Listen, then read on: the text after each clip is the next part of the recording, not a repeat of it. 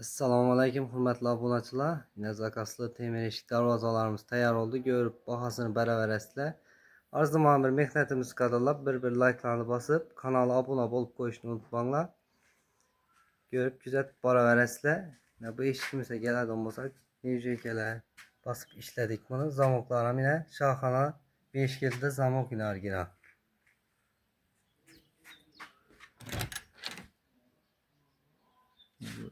Zamok joylarini görüşleriniz mümkün. Şöyle bunların dilini beklenişlerini yine görebilirsiniz.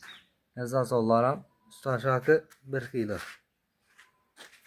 Bu eshigimizning narxına keladigan bo'lsak 1.100.000 so'mga ishlab turadik. 1 millionni ishlab beramiz buni. Materiallarim qalin materialdan ishlangan, eng full. Yine üstünde gelişadigan yerlerim bor, xudo xolasa. Bu eshigimiz neni zakasına nere o'rnatilishini aytib o'tsak, hozirda ustanovka qilamiz buni. Bu kapalak eshigimizga keladigan bo'lsak, bam, nejeka basıp ishlendi. Zamoklar ham yine 5 kilit zamok. Ne? Qullab joylarini ham ko'raverasizlar.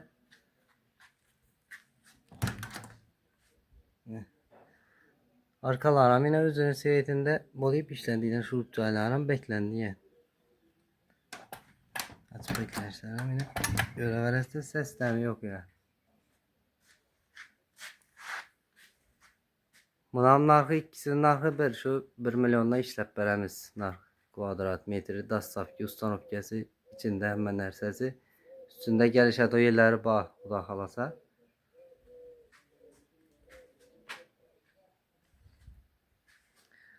Bu eshik kapalak eshigimizni ustanovka qiladigan yerimiz Xanqa tumanida ustanovka qilamiz buni.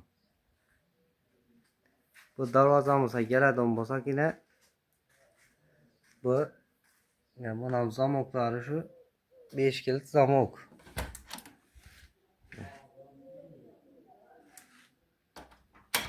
Açık beklenişlerini görebilirsiniz. Şırk şırk kraskelerini hem yine görüşleriniz mümkün. Çok yoluyup işlendi. Kulakçalarını hem yine görebilirsiniz. Bu eshigimizga keladigan bo'lsak yine ikisi bir yere ustanovka qilinadigan. Bular Qoraqalpog'iston Respublikasi Beruniy tumanidan o'rnatamiz buni. Bu darvozamizga keladigan bo'lsak yine bunun zamoklari şu 5 kilit zamok yine original. Açık beklenişlerini görebilirsiniz. Açık beklenişler. Çok iyi kol ucu. Yine. Bu darvazalarımızın narxlarını aytib o'tsak, kvadratidan 850 ming so'mga ishlab turdik. 800 ming so'mga ishlab beramiz buni. Dastavka, ustanovkasi, hamma narsasi ichida shuni.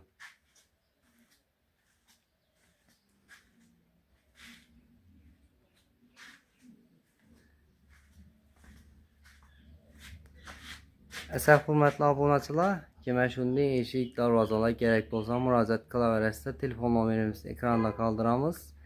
Dastlabki xizmatlarimizni ham aytib o'tsak, shu yerda Xorazm, Qoraqalpog'iston bo'ylab yetkazib berish bepul. Kanala yangi bo'lsang, obuna bo'lib, like bosib qo'yishni unutmanglar. Hammangizga sog'lik, salomatlik tilaymiz.